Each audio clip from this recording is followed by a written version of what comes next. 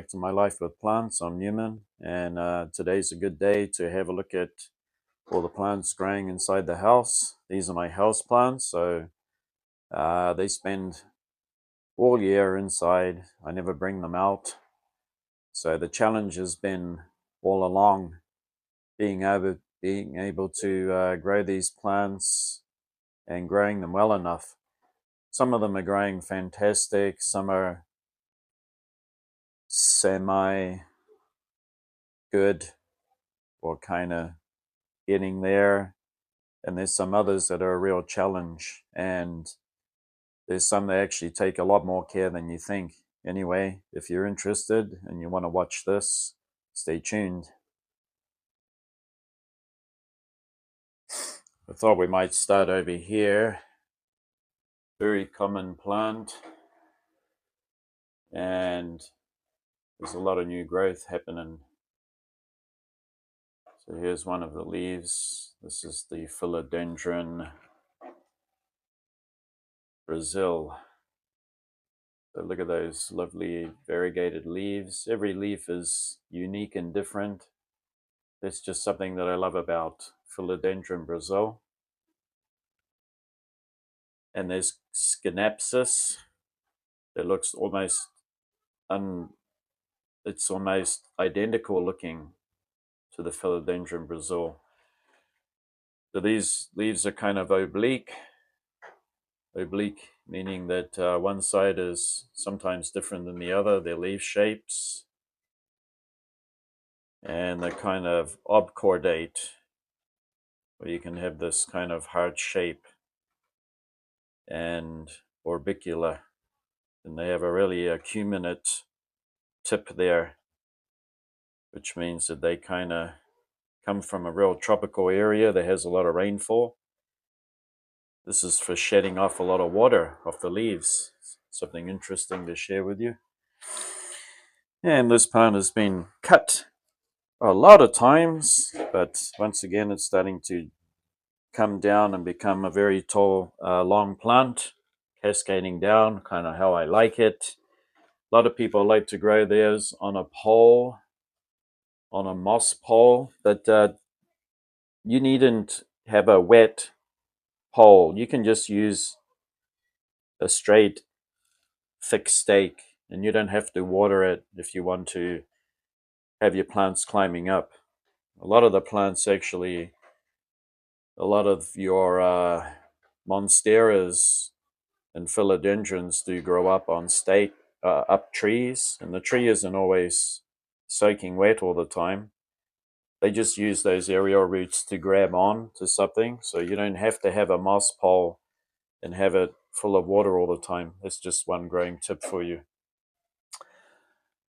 Yeah, look at those leaves. Aren't they magnificent? I love this plant. I love it so much that I propagate it all the time. I actually have some propagations now of it that I have yet to pot up. I've started them off in water. This plant hasn't had a repot, although I'm just trying to catch a fungus gnat, but never mind. I do have my sticky trap on there, nice fresh sticky trap. And yeah, this it actually needed a repot, but I tend to veer away from repotting as much as possible, because I think that once plants establish themselves in their natural habitat, they can't lift their roots up and go walk away and find a new spot to reroot. So what you do is you just add good liquid fertilizer, and make sure that when you are using fertilizers, do not forget that it lowers the pH of the soil. That means that it goes down, down, down, sometimes to 5. And when it gets close to 4, that's too acidic. It can kill all your microbial life in your soil. So you want to, every 3 months, you want to get dolomite lime the dolomite lime that's especially made for plants or horticulture. If you add that every 3 months, a pot this size would be a teaspoon. It is not going to have a bad effect. It can never have a bad effect. It can never hurt your plant. It can only do good for it. And it'll set the pH back normal again, which will be about, for soil, is about 6.5, which is almost alkaline but not quite acidic. So that's just another growing tip, and that's why these plants keep bouncing back with such growth, is because I do those things. Yeah. And next to it, we're going to have a little update on this Hoya Bella. They got repotted, and I really chopped away at the roots there, and I had to repot it because it was in a very tiny pot, and it had been in there for 5 or 6 years or even longer. I think I often say 5 or 6 years for just about everything. I've had this plant for 5 or 6 years. I've had this plant in a pot for 5 or 6 years. But really, I just can't remember. But it feels like about 5 or 6. It's been a long time. But eventually, I had to repot it because the plant was just struggling so much. And I put it into akadama because this particular Hoya loves to stay moist. And akadama is a great soil for it. It has started to regrow again. You have that new stem there. You have a new stem here. New growth there. New growth right there. This is really growing. And I thought I didn't cut enough off it because it looks kind of bare. But there you are. It can even regrow from the old pieces of vine that are almost become like wood or hardened. It can even shoot away from there. And I didn't throw away all the cuttings. I made new plants to give away to friends. Okay, next up on the list is Phylocarpa, Ripsalis phylocarpa. I always say the last name first before I forget it, because it's like right there and then I'll forget the name. Phylocarpa is a fantastic Ripsalis. It does have all of these things that look like prickles on it, but they're actually more hair-like. And you can touch it freely and you won't get hurt. They're very soft hairs. So they're more like bristles rather than spines. This is an epiphytic cactus and it is native to Brazil. I hope I got that right. Sometimes I make mistakes about where they come from. And it is growing in peat moss because it loves to stay moist. It doesn't like to dry right out. And I water it once a week, and during the summer that'll be twice a week. It's in a rather small pot there, but it'll be eventually repotted. And don't be alarmed or don't panic if your Ripsalis sends out a long shoot like that. That's normal for it. That's how they normally grow. So that's a real interesting plant. I like that. I like having them, and I like Ripsalis a lot. Okay, this one here, and it needs a water again. Whoops. This is an Angraecum disticum that is native to Madagascar. I'm sorry, not Madagascar. It's native to a lot of. It's actually native to a lot of countries in Africa, a lot, and I can't name them all, but it is a lot of tropical countries in Africa. This one is growing in sphagnum moss, and you can see that it has a lovely green moss growing on the top of it because I keep it moist. The reason why it's in a basket is I don't want to rot the orchid. It sent out a lot of growth last year, which is all this growth here my pinky is pointing to. And it hasn't flowered yet, but I hope it will. It has a nice new aerial regrowing out of there. But since I've taken it down, I'm going to get back to it and water it because I like to keep this moist.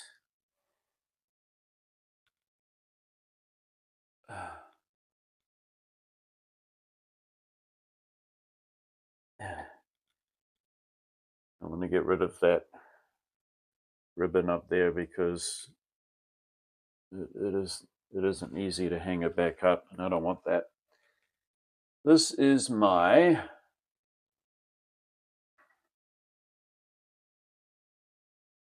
let's turn on the light there. This is Hoya carnosa compacta. It's growing in this window here. I bring it down to water it because I got to see what I'm doing, and I don't have this one in. This one has a reservoir, and I plan to have a little bit of water in there from summertime, because it'll be drinking more water. These are its blooms, and they are very, very fragrant. They actually smell like chocolate.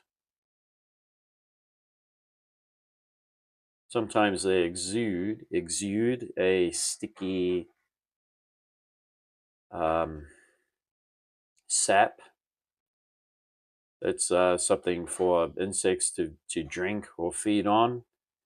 And then they have this mechanism in the center, or the corona of this particular flower. The insect's leg will get wedged between two of these small capsules, and then as it struggles to come free, it'll pull out a pollen grain. Big sticky pollen grain will come out on its leg, and then it'll go to the next to make pollination. It's a really complicated way that flower is pollinated, its mechanism, and it is also shared with milkweeds, Asclepidaceae, Caralluma, Stapelia, what's another one? Hoodia, Ceropegia. They all have that same mechanism in their flower. Must be very successful because of the way that they spread all over the planet. Next up is this magnificent specimen here. This is a large flowering Phalaenopsis. It has 1, 2, 3, and 4 flowers. Since we're there, we can have a look at the back of the flower. We can have a look at the front of the flower. Phalaenopsis are available in probably all over the earth, every country, and especially in Japan, they do have a lot of growers that just only grow Phalaenopsis because these are used in weddings. They're used a lot in displays, especially a new store or a new business when they first open. They use these to display the front of the office or the outside of the premises of the building, or whatever is newly opened.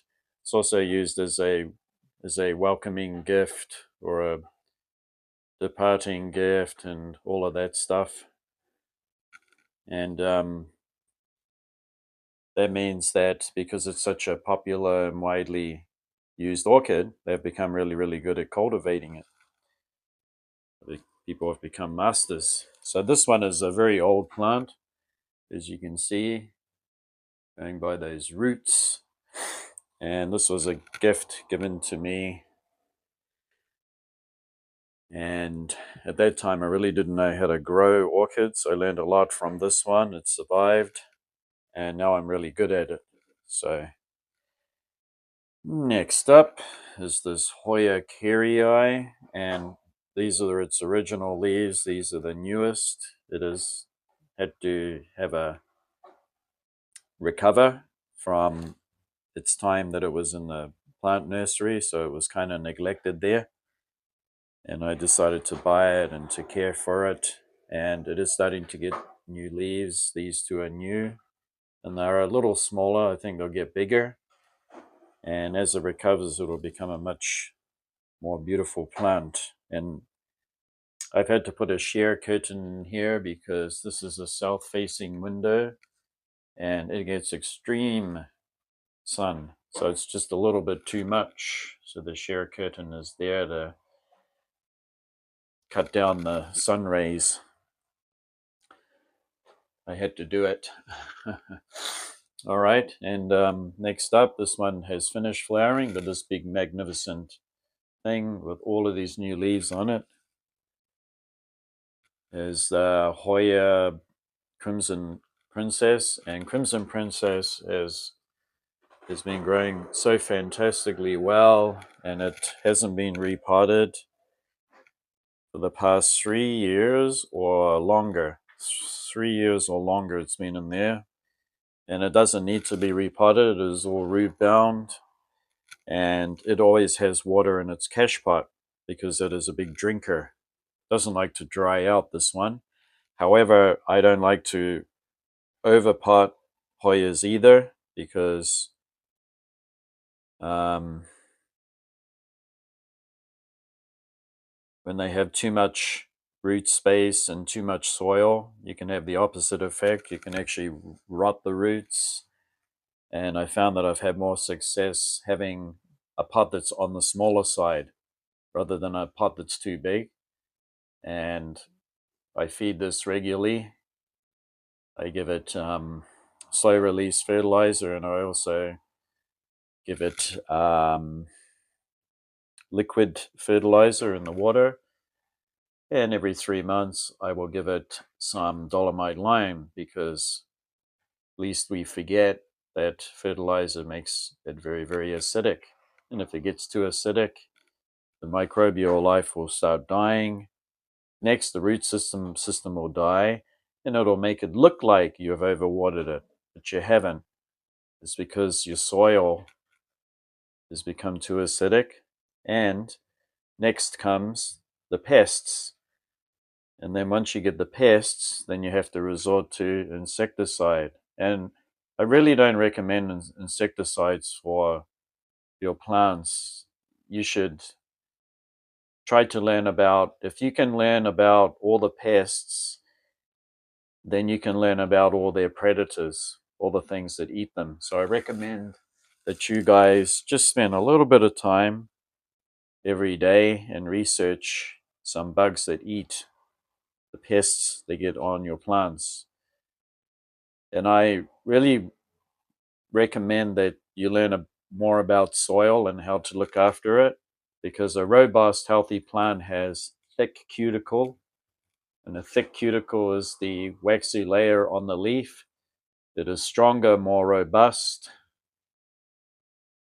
It has a better chance of fighting off pests. That means that a nice healthy soil, a nice balanced pH, means that when the pest comes along, this plant can actually give off chemicals and put off the predators from trying to chew on it, because it is very strong, robust, healthy, and it has its own defense mechanisms within its sap.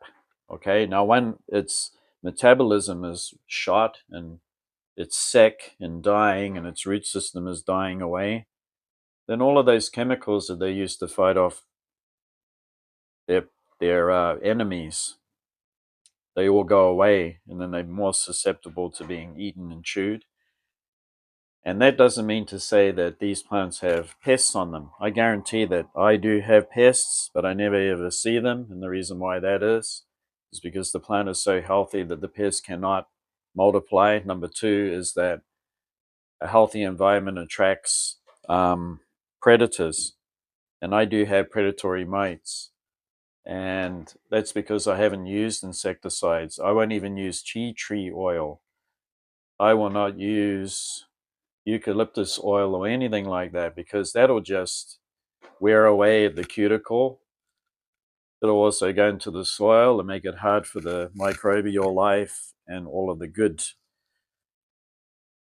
pH balance will go out. It's just, you should research more about how to look after the soil. That's my tip. Okay, up here we have, well, one of two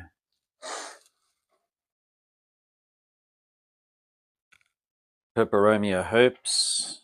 It's got a nice moss colony in there. That one is a giveaway plant, but I haven't found anyone that wants one. And this one is my large plant that I've propagated many times, but I didn't want to propagate it. The stems got broken off, and I ended up propagating it that way. It's a nice fill-in plant.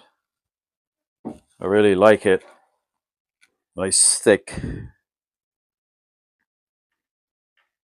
orbicula, slightly cupped too. Sometimes they're slightly cupped. And behind it is,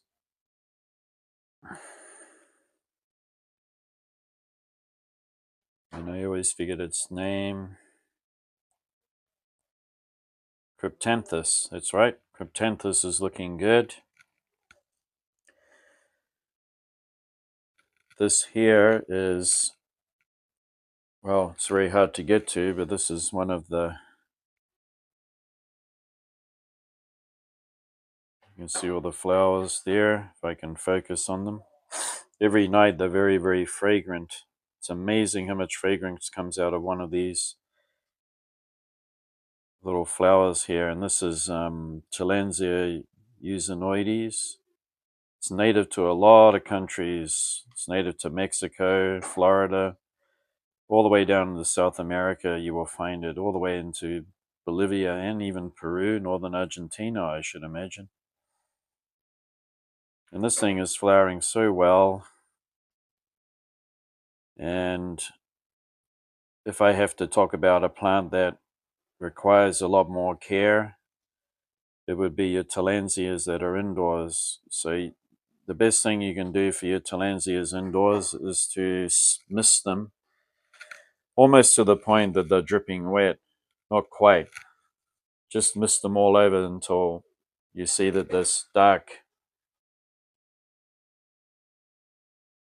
green becomes, until this light green becomes dark. You don't have to make it dripping wet, but I guarantee that if you do it every day during the summertime, you'll have a much more healthier plant that flowers abundantly. Like this. This thing is covered in flowers. And you can see that this tillandsia here, look how healthy it is. It almost looks like it's something that's grown outside or in a greenhouse. And the reason for that is that I miss them every day during the summer.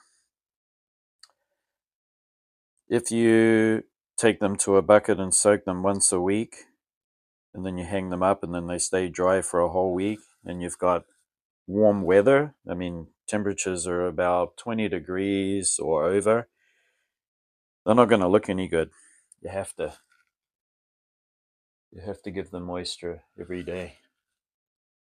So it's not really a high maintenance plant. It's just something that you just get a habit for.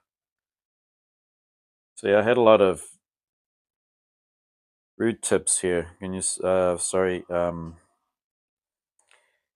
leaf tips. You can see that they're gone brown. That is underwatering. And the fresh new growth, if you can just see there, because it's hard for me to get the focus on this camera all the time. The fresh new growth doesn't have it anymore. So these plants are not soaked. I don't soak them anymore once a week. I spray them until they're just moistened so that they're able to dry out by the end of the day. Much happier, much, much, much happier. Growing very well. Here's another example of underwatering. So this is Tillandsia funkiana. Funkiana is starting to grow magnificently right now since I've been spraying every day with water. 3 days a week will be just water that I treat with water conditioner that you use for fish tanks that kills or eradicates fluoride and chloride in the water, because they can play havoc with the cuticle of the Tillandsia's leaf structure, and it'll make it easier for pests to get in because it'll just break away at it. So you want a nice tough cuticle, that epidermis nice and tough and strong. And so that's why I put the water conditioner in, and I'll spray with that 3 days a week. And the fourth day, I have another spray bottle that has a little bit of liquid feed in it. And you can see up here, we got this lovely Tillandsia, and it's never looked better since I've changed my watering practices. So no more soaking once a week. I just spray them every day now. In case you're wondering, why wouldn't that make a mess and it would be dripping water everywhere? I put towels down there, and I have to take down all of these Tillandsias. I bring them to the sink and I spray them there. It's no big deal. It doesn't take long. It just takes a few minutes. And if they happen to drip, which is not very much, they just drip onto the towel down there. Yeah. We'll let you have a look at this one. So this is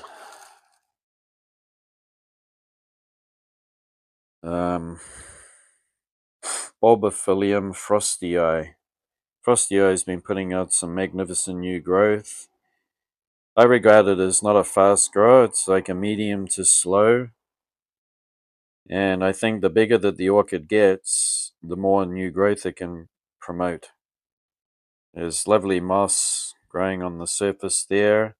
Being a bulbophyllum, it is kept moist. So it's growing in sphagnum moss, and once the plant is starting to dry out, I'll water it again. I'll never let it reach dryness or anywhere near dryness. I don't like it. A little bit of a look-see at, now I got to check the tag here. Oanella polystarches, which is native to the west coast of Madagascar, where it is very humid, very breezy, and they grow on trees.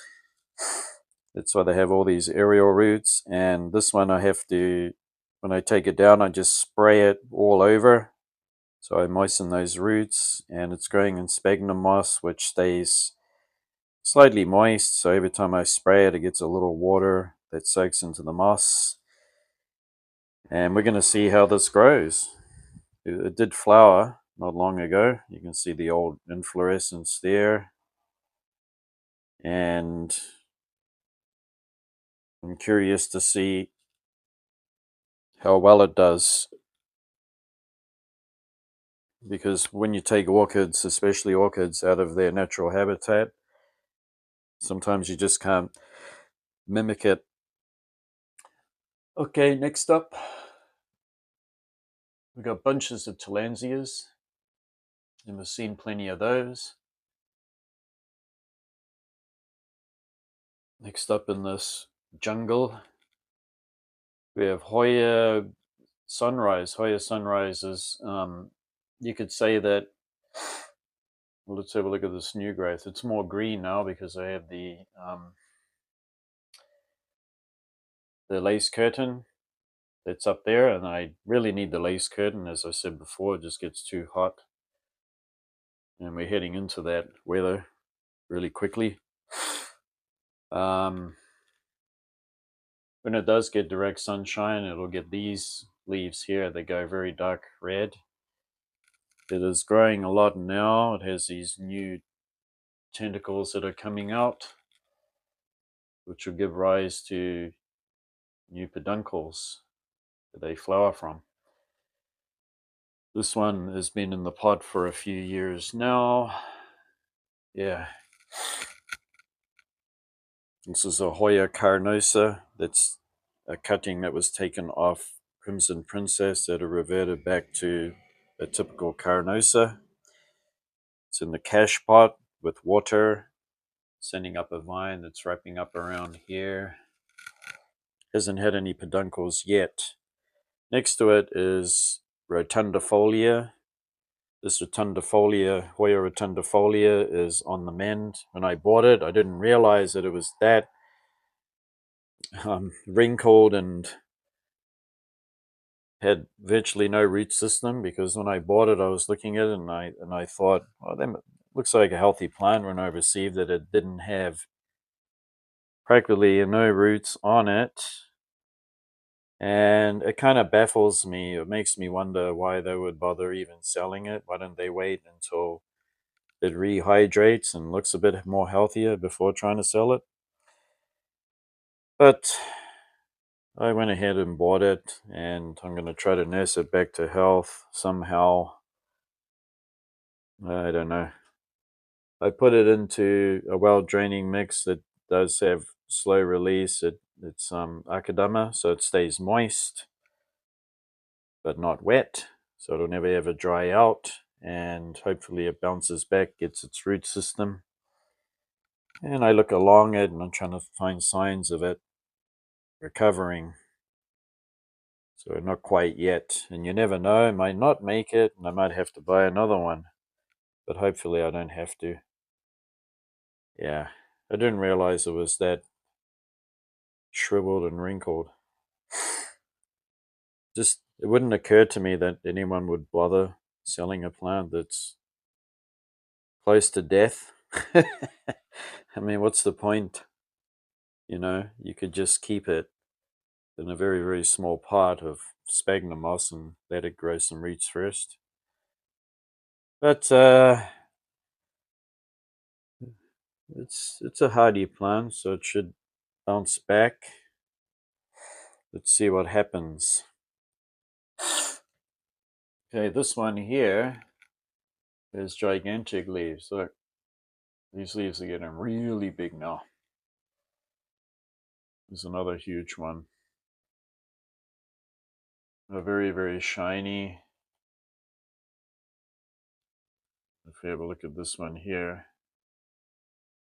almost like the leaf off, almost without the serrated leaf.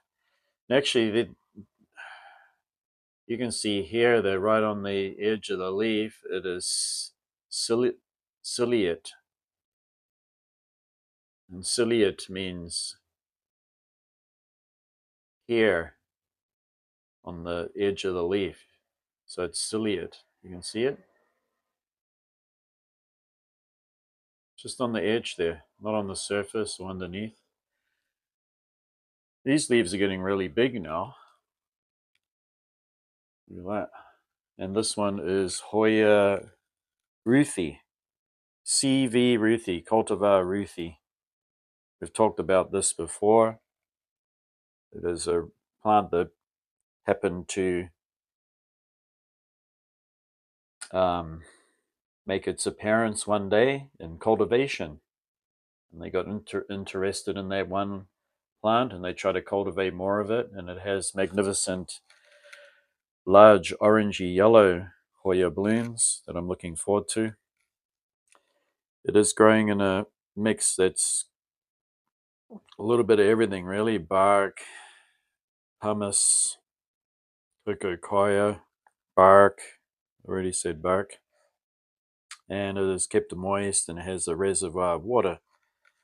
It's a big drinker, so I'm looking forward to that flowering. Over here, we have a new leaf here. This is an absolute new leaf. This one is a new leaf, and if we can get the camera into my jungle, we have one up here, which is a very large orbicular leaf. This one has quite an unusual growth pattern because you can have a bovate, thick, very thick. This leaf is thick, it's very succulent. You can have almost cuneate or cuneate or wedge-shaped cuneate leaves, almost truncate or blunt on the tip with a little bit there, acuminate. You can have thin leaves, very crinkly. Well, every leaf is quite unique and different. That is Dakiae. Hoya Dakiae.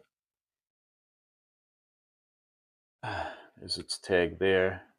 I have tags because I forget names. Hoya Dakiae. Hard to spell that too. Good luck spelling that. Dakiae. And Dakiae loves water. So what I found out is that when I water it, and this one's growing in its original mix, which is, I think it's potting mix mixed with sand. So it's not quite an epiphytic mix. But what I found with Dakiae is that it, when I did water it, it dried out pretty quick. And then I would notice new flushes of growth, like vines popping out everywhere, new leaves. And then what I found out is that it has a demand for water. So now I just water straight into the reservoir. And it goes up about half an inch. And within a day, or not even a day, all that water's gone. I drank it all up. So this is quite a drinker. In the winter time, I tend to not fill up the reservoir. I'll just water it here and drain out whatever excess there is. But during the growing season, this thing is going to gobble up water. Hasn't flowered yet, looking forward to that. And then down here, this one has put out this new leaf. It's this dark one here. And it loves to put new leaves out even down towards the base of the plant, which I like that because it fills it in.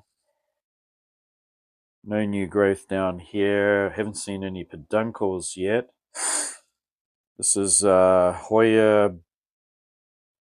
Now I don't have a tag in there, see? And now I'm paying for it big time. It is a very common Hoya. Well, they call it the crocodile skin Hoya. I think something like that. Very common. But I don't care if it's common. It's very exotic, a beautiful thing with stiff, almost cardboard-like leaves. Not quite succulent, but stiff and cardboard-like. And the stems can get woody. It's sending up a new tendril here, and it's got something in common with Dakiae, so it's a big drinker. So I do put water into the reservoir and let it drink that up. And it has a new leaf there too. So it is growing and has a demand for fertilizer too. So I give it slow release. You can actually see it in there, or a couple of granules. Once I see that's gone, I don't hesitate to add more. Looking forward to it flowering when it does do. This is the recovering Hoya retusa. You can see the these dark leaves are the new ones. So it is making a comeback and looking healthy now, because I had it growing in the chunky mix and it didn't like it. Didn't want to grow like Critici. Has the same habits, and it prefers, and I'm not kidding you, Akadama. Akadama is a red, well-draining clay that's excavated in Japan and exported around the world. A lot of growers use it for cacti and bonsai because it is well draining, but also holds moisture really well. If you water it, it dissipates the moisture perfectly. So all of the spaces are saturated, or full of water, but not saturated, sorry. And the excess water will drip out the bottom. So it'll hold up to 99%, but no more than that. So it gets evenly moist, and they love it. They love to grow in this. Yeah, it's also used for bonsais, as I said, and cacti and succulents a lot in Japan. And it has great nutrients in it, great minerals, and it is not uh, organic. It's inorganic, so it doesn't have anything in there that's still rotting or decomposing. So it is making a comeback, thankfully. Otherwise, I would have had to have bought a new one. Now, I tried it out in the chunky mix, and I tried keeping water in the reservoir, and it didn't work. It would drop leaves. And then I tried giving it no fertilizer, then fertilizer, a little closer to the window, back from the window. It didn't work. Nothing worked until I put it in the akadama. Okay, and this one has grown completely wild now and is Hoya Matilde. And Matilde, when the sun comes through that window, south window here, it was getting cooked with the share kit, and it's much healthier. It has all this new growth here, nice shiny healthy leaves with a little speckling on it, which looks nice. And it has a lot of peduncles on the way. For example, there is a very long one there. It's a new peduncle. Where else do we have? We've got a peduncle sticking out there. We have an old one there that might flower again. We have a new one. All the new ones are the places where they flower the most. And what I've learned about Matilde is that if I get these vines and I try to tie them back up onto the wreath, the tips die off every single time, no matter how delicate I do it. So I'm just going to let it grow any way it wants. Once it's finished flowering and these stems start to harden off a little bit, I'll put it back to the wreath. And it has dropped some old leaves, but what do you know? That's expected for such an old plant. Had it for many, many years. And it does have the slow release in there, and it has growing in a terracotta pot, and that white stuff there is actually the salts that build up from the fertilizer. So when I do water it, I always drain it out once and then top up the water one more time. So it does have a little water in the reservoir here if it needs a drink. It does have water roots as well, so that's a nice plant, and it's going to flower magnificently when it does. Okay, Nepenthes, this will be the last one for today. Nepenthes is growing great. You can see inside there. I don't know if you can see in there or not.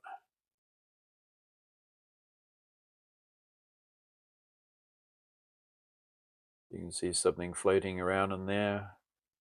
These are bugs.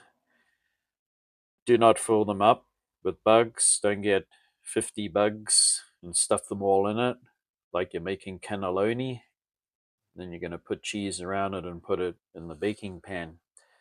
Don't stuff it with bugs. Just put a small one in there, even if it's just a mosquito in each one. And wait till it's fully digested. You don't need to put hundreds and hundreds of bugs in them. It'll rot them. And this Nepenthes here is Gaia, so it's a hybrid. It's looking fantastic. I love the pictures. Interesting fact is that the peristome, which is this outer rim here, is grooved. So you can see all the grooves in it. So one little drop of water will actually soak all the way around there because of those little ridges on it. It's designed to make use of even one drop of water, and it'll wet the whole rim. And that rim is extremely slippery, so when bugs try to climb out, they can't. They cannot get over this rim. So they are trapped in there, and they die. And then as they die, the nutrition from the dead bug is absorbed by the plant to grow. I don't fertilize this. You never do that. If you do fertilize it, it will never have traps again. It will never grow them. It'll just be a green plant.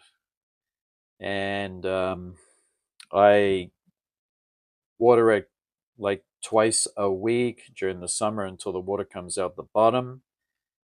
And then when it, another 2 or 3 days later, I'll water it again. It grows in peat moss because peat moss is acidic and it loves acidic. So I'm really happy to grow this. It's a really interesting plant, and oh my gosh, I mean, look how big that picture is. Oh, I got a surprise. Whoa!